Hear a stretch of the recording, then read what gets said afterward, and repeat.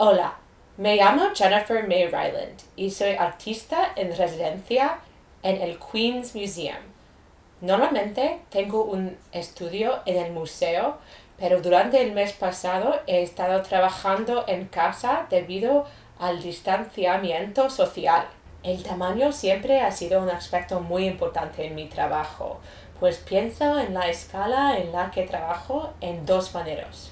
Primero el tamaño de las piezas y luego en el tamaño de las figuras dentro de las piezas. Así que he trabajado en tamaños realmente pequeños con figuras pequeños y he trabajado en escalas de tamaño natural. He creado piezas que son realmente pequeños, así como piezas que llenan habitaciones enteras. Y pienso en esta cuestión de escala un poco como un pescado. Un pescado que crece en comparación a su hábitat. En un hábitat muy grande es grande, en un hábitat pequeño es pequeño. Y recientemente en este hábitat pequeño he estado trabajando un poco más pequeño. Me interesa mucho cómo afecta la idea de arte la escala. Por ejemplo, a esta escala pequeño es más como un libro o como un objeto devocional. En cambio, la escala larga es más como un tapiz o como un mural. Da una sensación un poco diferente a la gente. Durante el último año en mi estudio he estado trabajando en una serie de obras de gran formato que he titulado Mártires. Esta es la pieza más grande en la que he estado trabajando y que terminé hace unos meses. Mide 30 pies de largo por 5 pies de alto. Está hecho usando acuarela y bolígrafo sobre papel. Fue un trabajo realmente enorme y muy exigente físicamente y mentalmente. Al final tuve que pensar mucho en cómo trabajar en una pieza tan grande. Hice una almohada grande para acostarme encima y pintar así. Y luego también trabajo verticalmente también, pero todo fue muy difícil para mí para pensar en cómo trabajar así. Pero durante el último mes estuve realmente explorando trabajar en una escala diferente. Como he estado en casa, he regresado a trabajar de la manera como lo solía hacer antes, cuando era más joven y no tuve una taller dedicada a arte.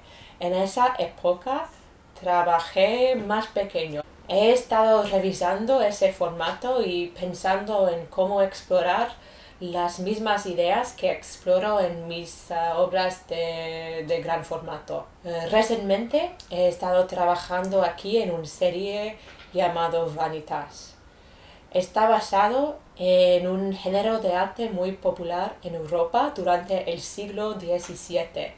Y ese género de arte hace comparaciones y conexiones entre la belleza, la juventud, la vida, la sensualidad y la realidad de la muerte. He estado trabajando en una serie de piezas de pequeño formato en ese género. La pieza de gran tamaño en la que estuve trabajando en mi estudio durante la mayor parte del año pasado representaba un panteón personal de mártires de mi propia vida, tanto seculares como religiosos.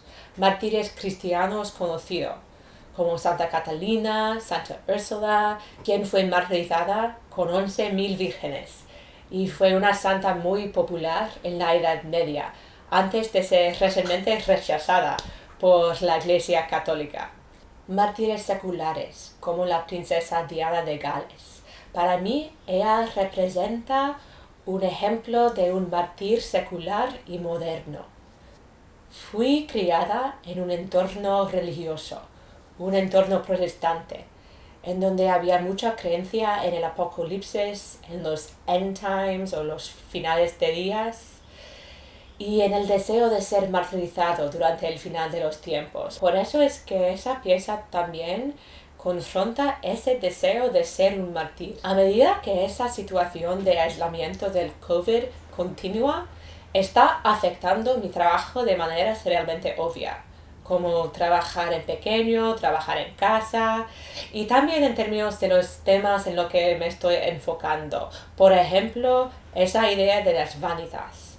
Las válidas se hicieron muy populares en el arte europeo alrededor del último resurgimiento de la peste bubónica o la peste negra en el siglo XVII. Después de este siglo, la incidencia de la peste bubónica realmente bajó en Europa. Así que estas piezas hablaran sobre la fragilidad de la vida y el miedo de la muerte, pero también la alegría de estar vivo en un momento en que la mortalidad siente muy muy cerca.